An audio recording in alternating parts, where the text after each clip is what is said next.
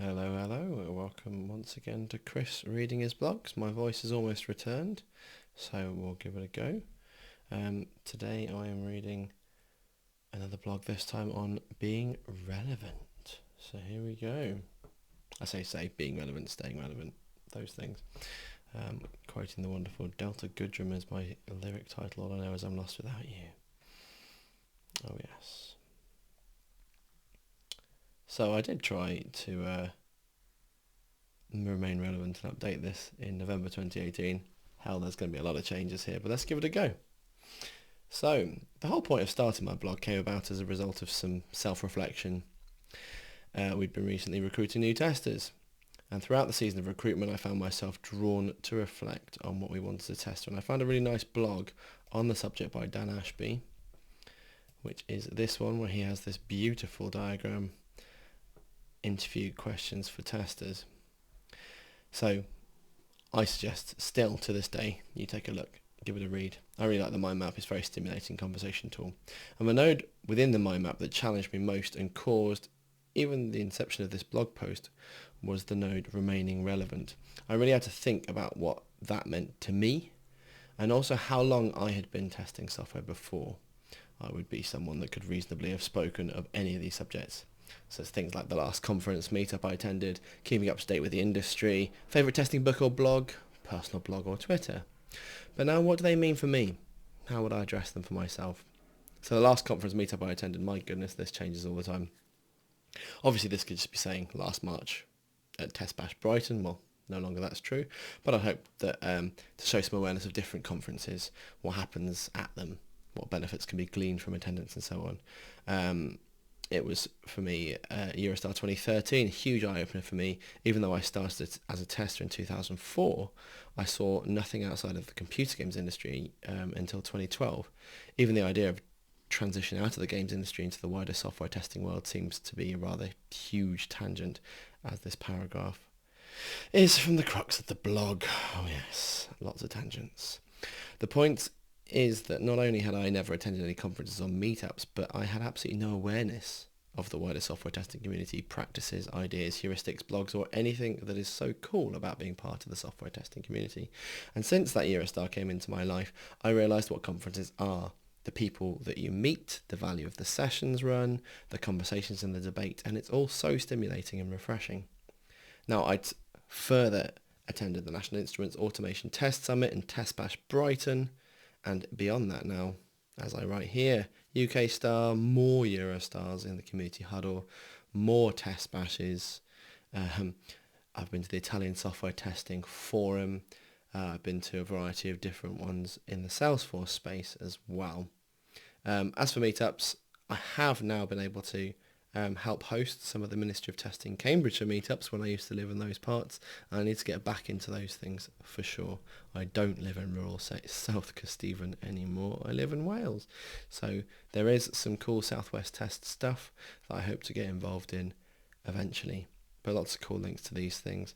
I also very much hope to soon be in Agile Testing Days. So I hope to see you there. Keeping up to date with the industry. Well, the internet is a busy way to stay connected and up. It's a busy, best way to stay up to date with things. Twitter is amazing. Okay, right, okay. So Twitter's a bit less amazing these days. I'm still there, but there we go. Nope, I don't use it near its potential. I got really invested at the beginning of the pandemic, made a lot of good friends. The software testing community was quite thriving on them. I used to try and find anybody who was a tester and follow them. We've kind of dispersed a bit. We've had topics about this on the 9 out of 10 testers panel, and even I think in the Testing Peers podcast. I'll try and find the links for those things and put them in the show notes. My handle is Christovskia. If you find me on various different things, I will be there.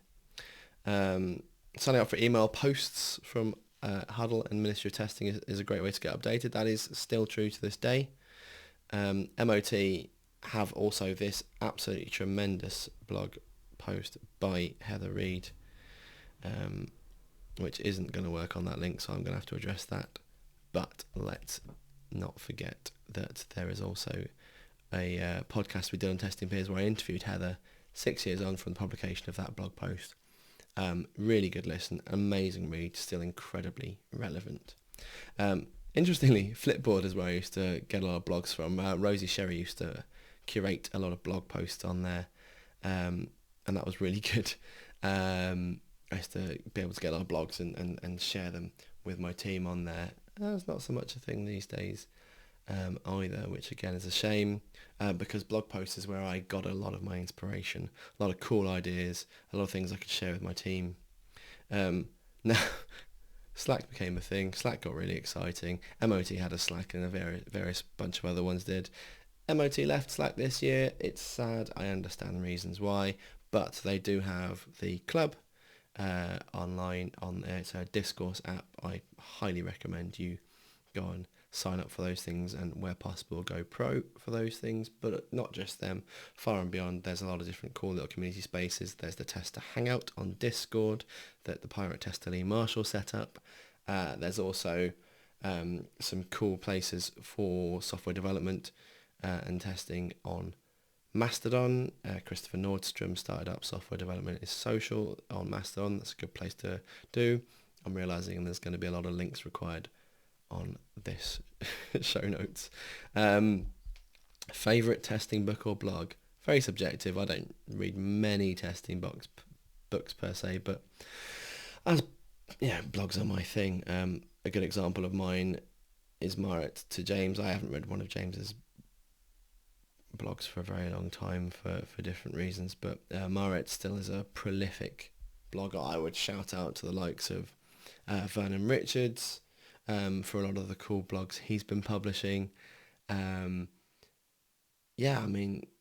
Just go out and find them. There's people out there. There's a good curated list of blogs that MOT do as well, and you can sign up on there. Also for podcasts and other things.